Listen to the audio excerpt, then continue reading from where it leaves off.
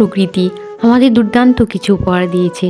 তার মধ্যে আমার মনে হয় পরিবার সবথেকে একটি অন্যতম উপহার। হ্যালো এভরিওয়ান, আসসালামু আলাইকুম। জিবা স্টেডি ব্লগে সবাইকে স্বাগতম।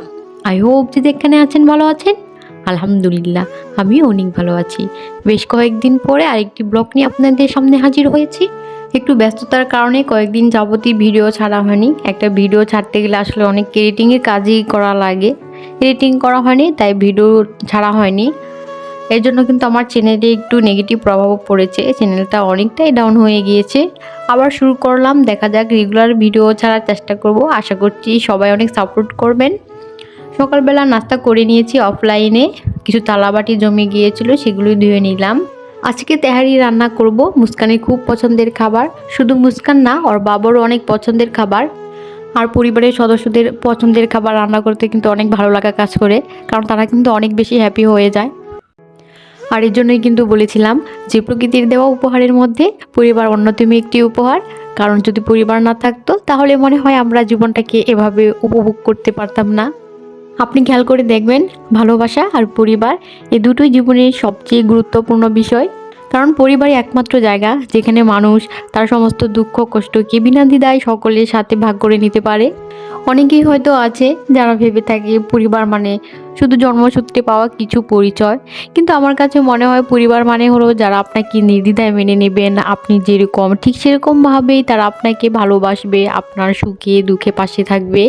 আর পরিবারের বন্ধন একটা অন্যরকম বন্ধন।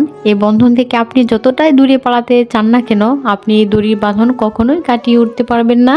আর আজকে তেহারিটা রাইস কুকারে রান্না করে নেব। এর জন্য মাংসটা প্রেশার কুকারে বসিয়ে দিয়েছি, কারণ প্রেশার কুকারে ঝটপট সিদ্ধ হয়ে যাবে। আর এদিকে আমি চালগুলো রেডি করে নিচ্ছিলাম। 1 কেজি পরিমাণ চাল নিয়েছি, মাংস কম হয়ে গিয়েছে, তারপরেও 1 কেজি পরিমাণ চাল নিয়েছি। যেহেতু মুস্কান লাইক করে, এজন্য একটু বেশি করে রান্না করেই রাখবো ভেবেছি। আর যেহেতু রাইস কুকারে রান্না করে নিব, এর জন্য কিন্তু আমি চালটা চুলায় ভেজে নিব।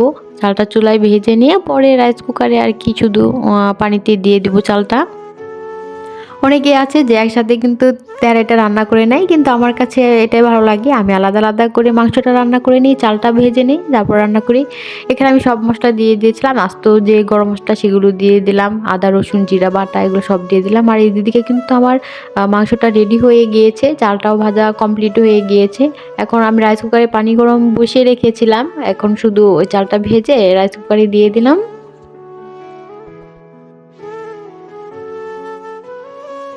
কিছুক্ষণ হওয়ার পর যখন পানিটা একটু শুকিয়ে আসবে তখন মাংসগুলো অ্যাড করে দিব। এখন কিন্তু অনেকটাই শুকিয়ে এসেছে, এই পর্যায়ে আমি মাংসগুলো অ্যাড করে দিলাম। এখন ভালো করে নেড়ে চেড়ে নেব। এই তো কমপ্লিট হয়ে গিয়েছে আমার তেহারি রান্না। আজকের ভিডিওটা আপনাদের সবার কাছে কেমন লেগেছে? যদি ভালো লেগে থাকে তাহলে অবশ্যই আমার চ্যানেলটিতে একটি লাইক করবেন, কমেন্ট করবেন আর সাবস্ক্রাইব করে আমার পাশে থেকে যাবেন। সবাই অনেক বেশি ভালো থাকবেন। আল্লাহ হাফেজ।